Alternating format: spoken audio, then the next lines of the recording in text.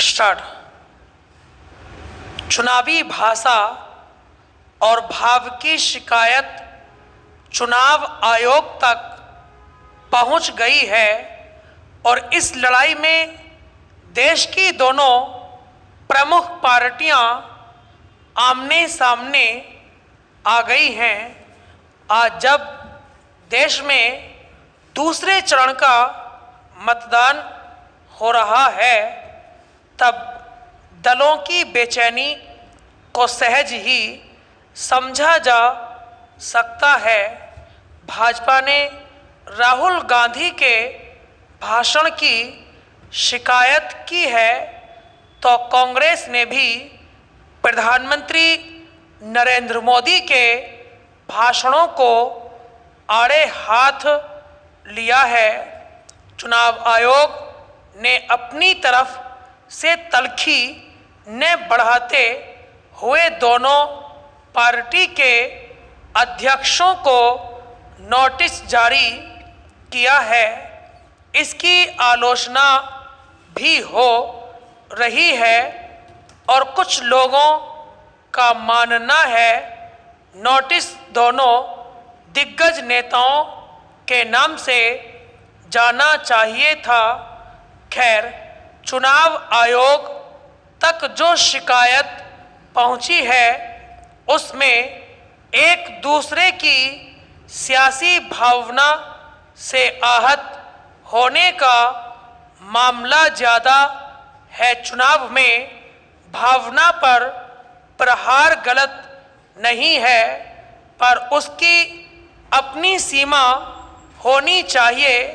क्या चुनाव आयोग महासमर में उतर चुके नेताओं को समझा पाएगा? इतना तय है कि चुनाव आयोग विवाद को बढ़ाना नहीं चाहता है, इसलिए उसने अपने नोटिस में दोनों में से किसी नेता का नाम नहीं लिया है।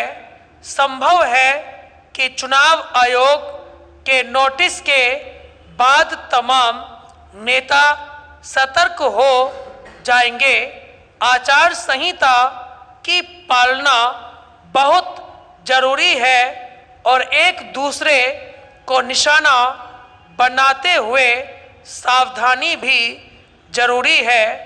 मशहूर शायर बशीर बद्र का चर्चित शेर है, दुश्मनी जमकर करो लेकिन ये गुंजाइश रहे, जब कभी हम दोस्त हो जाएं तो शर्मिंदा न हो।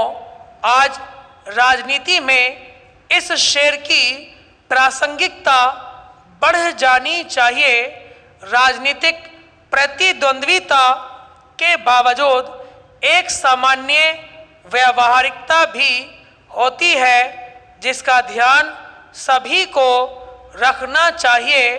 कानून हमें अभिव्यक्ति की स्वतंत्रता देता है, पर अभिव्यक्ति की सीमा भी बता देता है। इसमें कोई शक नहीं कि एक दूसरे की कमियों पर कटाक्ष का यह श्रेष्ठ समय है और इसके प्रति नेताओं में सहनशीलता होनी चाहिए। चुनाव के समय कई कार्यकर्ता और छोटे नेताओं के गलत बयानों को तो लोग ही अपने स्तर पर नज़रअंदाज कर देते हैं, पर जब कोई बड़ा नेता तल्खी के साथ मर्यादा की दहलीज लांघता है, तो चर्चा या शिकायत से बचा नहीं जा सकता। चुनाव आयोग को शिकायतों का संज्ञान लेना चाहिए। अगर ऐसी शिकायतों को हल्के से लिया जाएगा तो राजनीति आने वाले दिनों में अपने दामन को और गंदा कर लेगी। बहरहाल, इधर जिस तरह के शब्दों का इस्तेमाल प्रधानमंत्री द्वारा किया जा रहा है उससे दुख भी होता है और चिंता भी। भाजपा ने राहुल गांधी पर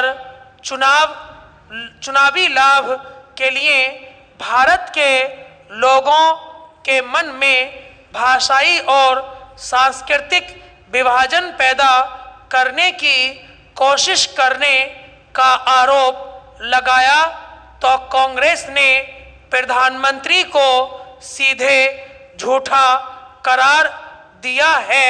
स्टॉप।